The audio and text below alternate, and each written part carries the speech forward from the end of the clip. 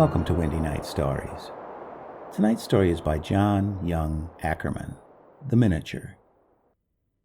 Calling one day on a friend who had amassed a large collection of autographs and other manuscript curiosities, he showed me a small quarto volume, which had been bequeathed to him by a relative, a physician, who for many years had been in extensive practice in London. He attended the patients at a private asylum for insane persons of the better classes, said my friend, and I have often heard him speak of the writer of that beautiful manuscript, a gentleman of a good family, who had been an inmate of Blank House upwards of 30 years at the time he was first called to attend him.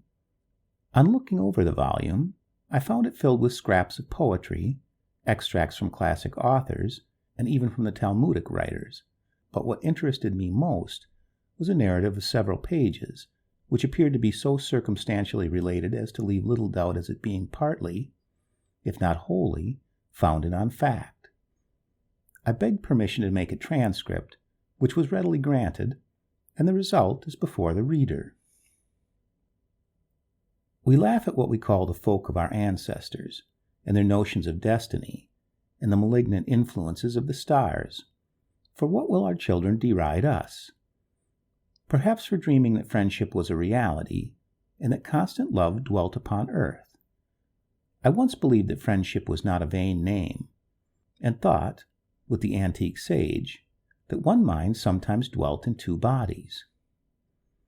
I dreamt and woke to find that I had been dreaming.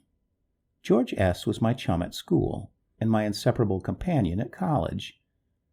We quitted it at the same time, he to proceed to London, where he was in expectation of obtaining a lucrative appointment with one of the English colonies, and I to return for a short period to the family mansion. When I reached Blank Hall, I found several visitors, among whom was my cousin, Maria D.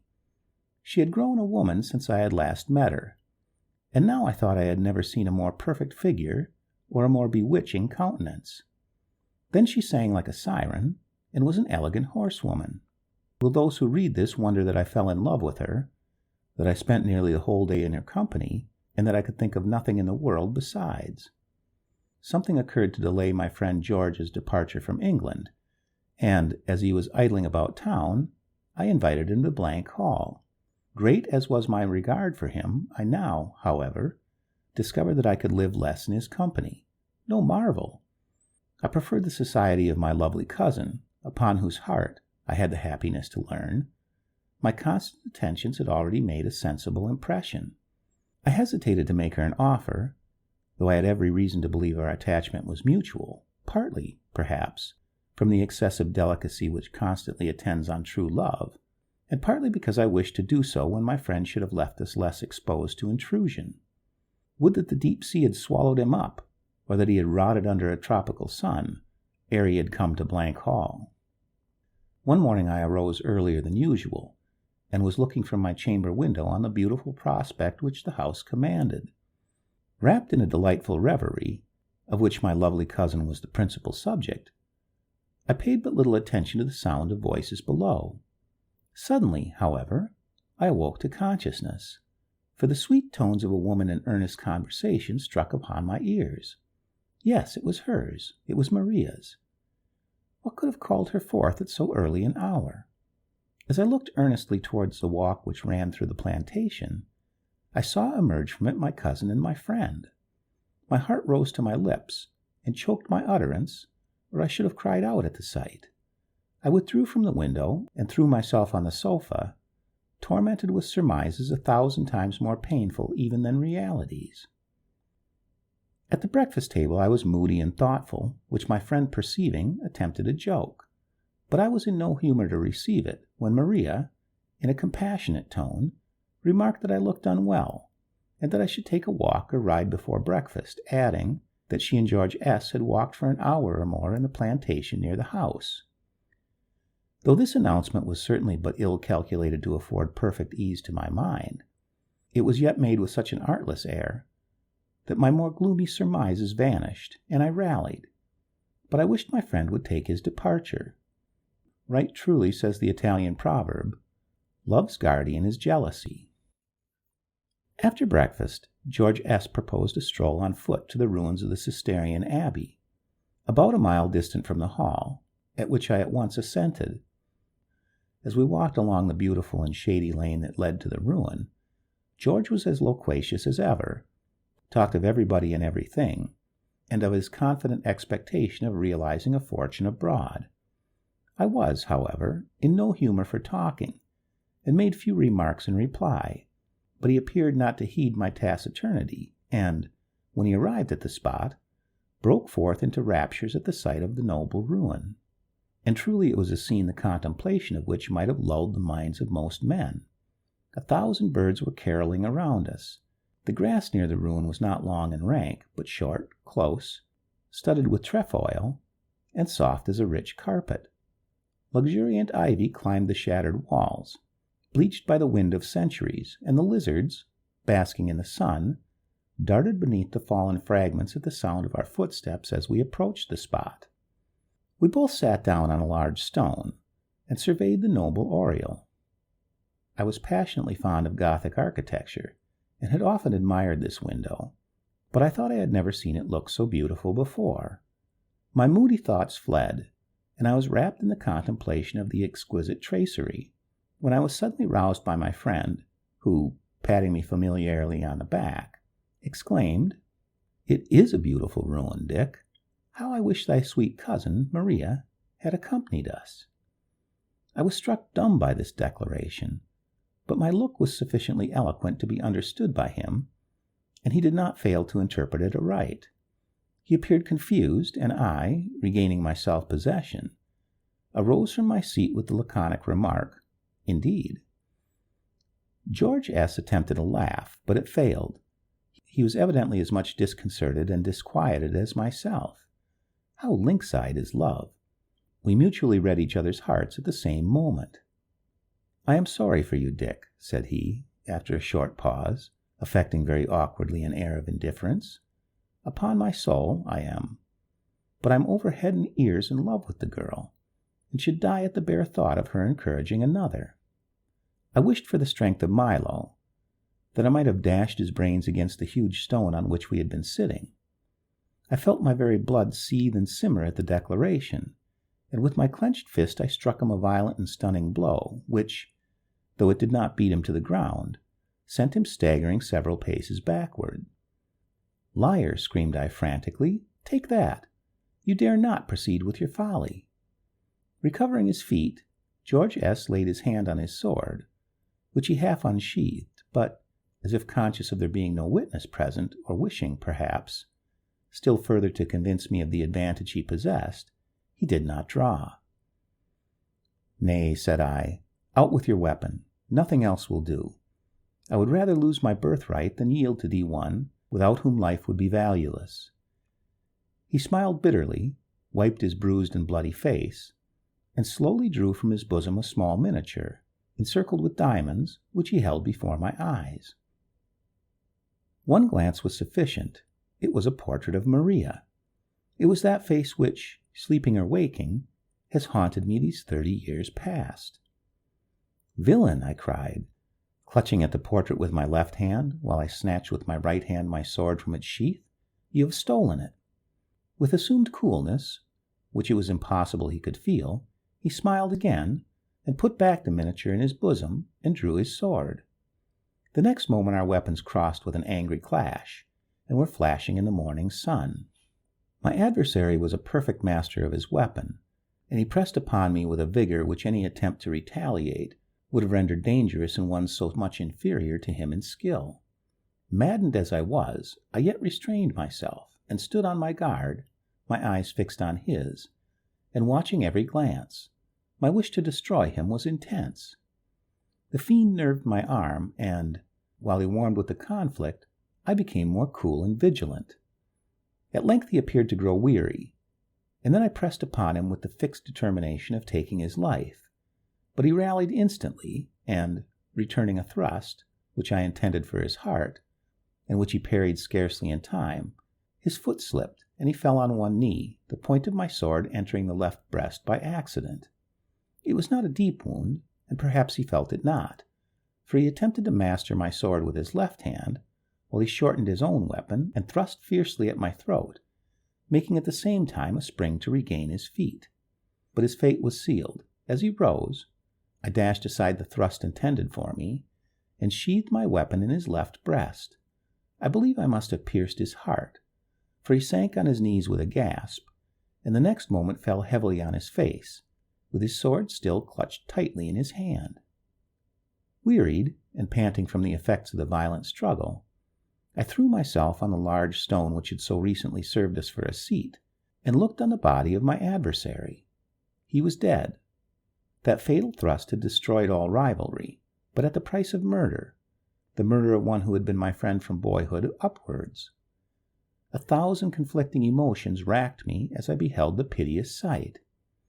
Hatred was extinguished, and remorse succeeded, yet I still thought of the audacity of him who had provoked such a deadly resentment. Fear, too, fear of the consequences of this fatal encounter in a solitary spot, without witnesses, added to the intensity of my misery, and I groaned in anguish. What was to be done? Should I go and deliver myself up to justice, and declare the whole truth? Should I fly, and leave the body of my friend to tell the dismal tale? Or should I bury him secretly, and leave it to be supposed that he had been robbed and murdered? As each suggestion was canvassed and rejected, in my despair, I even thought of dying by my own hand. "Ah, miserable wretch," I exclaimed, "what hast thou done? To what dire necessity has a fair and false face driven thee? Yet I will look once more on those bewitching features which have brought me to this wretched pass." I stooped and turned the dead man on his back. His pallid face was writhen and distorted, his lips were bloody, and his eyes, which were wide open, still seemed to glare with hatred and defiance, as when he stood before me in the desperate struggle for life and death. I tore open his vest, and discovered the wound which had killed him. It had collapsed, and looked no bigger than the puncture of a bodkin, but one little round crimson spot was visible. The hemorrhage was internal. There lay the miniature which, a few minutes before, had been held up exultingly to my frantic gaze. I seized and pressed it to my lips, forgetting in my transports how dearly I had purchased it. This delirium, however, soon subsided, and my next thoughts were of the dead body. I looked about me for some nook where I might deposit it. There was a chasm in the ground among the ruins a few yards off, where the vaulted roof of the crypt had fallen in. It was scarcely large enough to admit the corpse, but I raised it in my arms, bore it thither, and with some difficulty thrust it through the aperture. I heard it fall, as if to some distance, with a dull, heavy sound, and, casting in after it my adversary's hat and sword, I hurried from the spot like another Cain. At dinner, one glance from Maria, in answer to her inquiry after George S., that he was gone to make a call a few miles off. One glance, I say, thrilled through my very soul, and almost caused me to betray myself. All noticed my perturbed look, and, complaining of a violent headache, I withdrew from the table before the meal was ended, and betook myself to my chamber. How shall I paint the horror of that evening, of the night that succeeded it, and the mental darkness which fell upon my wretched self before the morning dawned? Night came.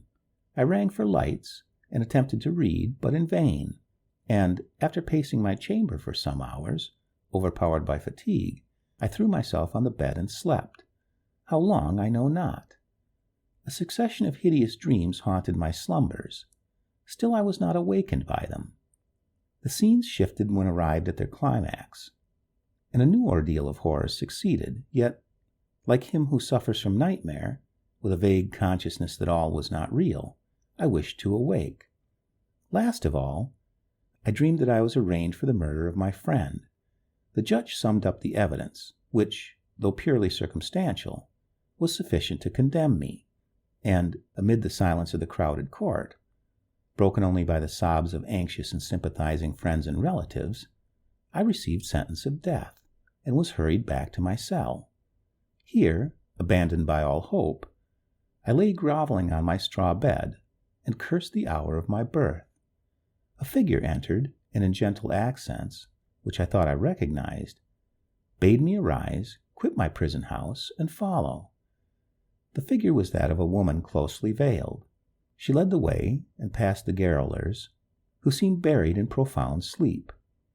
We left the town, crossed the common, and entered a wood, when I threw myself at the feet of my deliverer and passionately besought her to unveil. She shook her head mournfully, bade me wait a while till she should return with a change of apparel, and departed. I cast myself down at the foot of an aged oak, drew from my bosom the portrait of Maria, and, wrapped in the contemplation of those lovely features, I did not perceive the approach of a man, the ranger of the forest, who, recognizing my prison dress, darted upon me, exclaiming, "Villain, you have escaped from Gaul, and have stolen that miniature from the hall." I sprang to my feet, thrust the fatal portress into my bosom, and would have fled, but he seized and closed with me. In the struggle which followed, we both fell, I undermost. At that moment I awoke. I was in reality struggling with someone, but whom I could not tell, for my candles had burnt out, and the chamber was in total darkness. A powerful, bony hand grasped me tightly by the throat, while another was thrust into my bosom, as if in search of the miniature, which I had placed there previous to lying down. With a desperate effort I disengaged myself and leaped from the bed, but I was again seized, and again my assailant attempted to reach my fatal prize. We struggled violently. At one time I seemed to be overpowering him, and for several moments there was a pause, during which I heard my own breathing and felt my own heart throbbing violently. But he with whom I contended seemed to breathe not, nor to feel like a warm and living man. An indescribable tremor shook my frame. I attempted to cry out, but my throat was rigid and incapable of articulation. I made another effort to disengage myself from the grasp of my assailant, and in doing so drew him, as I found by the curtains, near to the window. Again the hand was thrust into my bosom, and again I repelled it. Panting with the violence of the struggle, while a cold sweat burst out at every pore, I disengaged my right hand, and, determined to see whom I was contending with, I dashed aside the curtain. The dim light of the waning moon shone into the chamber. It fell upon the face of my antagonist, and one glance froze the blood in my veins. It was he. It was George S., he whom I had murdered, glaring upon me with eyes which no mortal could look upon a second time. My brain whirled. A sound like the discharge of artillery shook the place, and I fell to the ground, blasted at the sight. Here follows a few incoherent sentences, which I have not deemed it necessary to transcribe. The reader will probably supply the sequel to this sad story. Whether the whole narrative is a creation of the brain, or whether the struggle in the demented man's chamber is the only portion which is not literally true, and that this may have been the combined effect of horror and remorse, acting on a highly susceptible mind, must be left to the examination of those who have made the physiology of madness their study. The end.